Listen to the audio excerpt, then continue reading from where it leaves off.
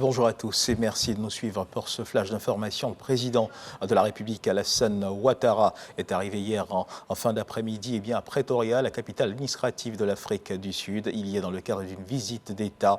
Cette visite d'État s'inscrit dans le cadre du renforcement de la coopération entre la Côte d'Ivoire et l'Afrique du Sud. Viviane Aïma.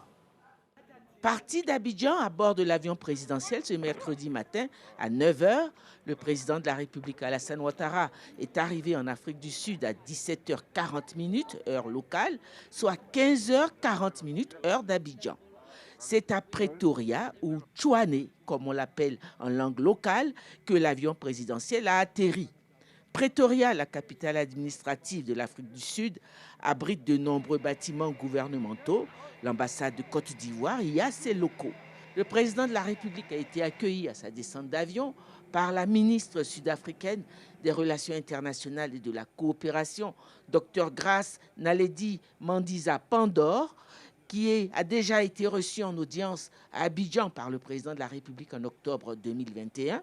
Elle était également membre de la délégation ministérielle lors de la visite d'État en Côte d'Ivoire du président sud-africain Cyril Ramaphosa en décembre 2021. Après l'aéroport, le cortège présidentiel a quitté Pretoria pour Johannesburg, situé à environ 63 km. Johannesburg, la plus grande ville d'Afrique du Sud, c'est là que le président de la République va résider durant son séjour. À son lieu de résidence, où attendait une foule nombreuse composée de ministres du gouvernement et d'Ivoiriens en poste ou simples résidents en Afrique du Sud, le président de la République a reçu un accueil chaleureux. Ils sont 13 ministres du gouvernement arrivés la veille, qui font partie de la délégation officielle qui accompagne le président de la République dans cette visite d'État. S'y ajoute également une délégation d'hommes d'affaires représentant la CGC, la Confédération Générale des Entreprises de Côte d'Ivoire, et la Chambre de Commerce et d'Industrie de Côte d'Ivoire.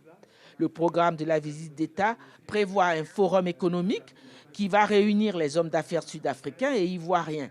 Vendredi, le président de la République sera reçu au palais présidentiel par le président sud-africain Cyril Ramaphosa.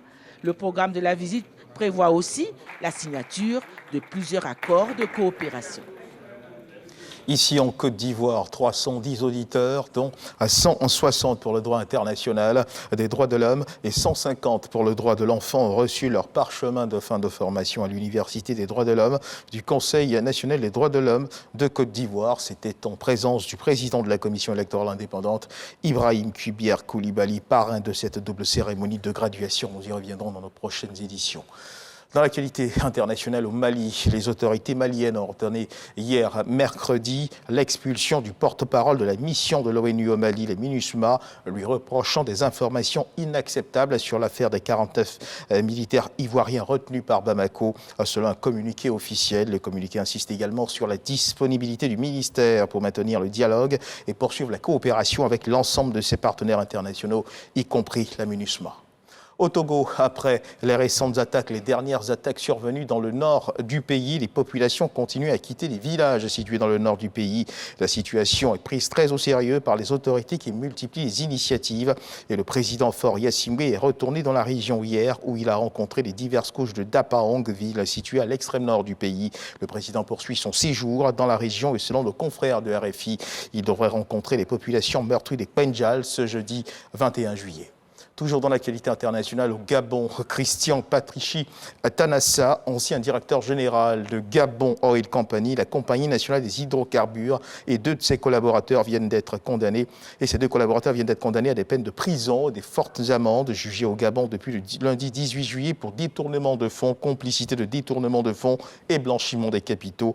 Christian Patrici Tanassa, ancien directeur général de Gabon Oil, a été condamné à 12 ans de prison et son adjoint à 10 ans.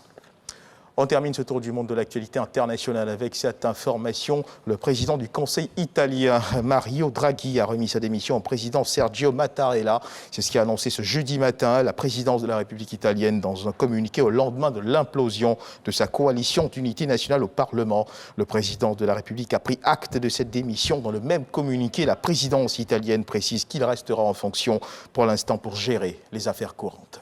Voilà qui marque la fin de ce flash d'information. Merci de nous avoir suivis. Je vous retrouve à 13 h pour le journal.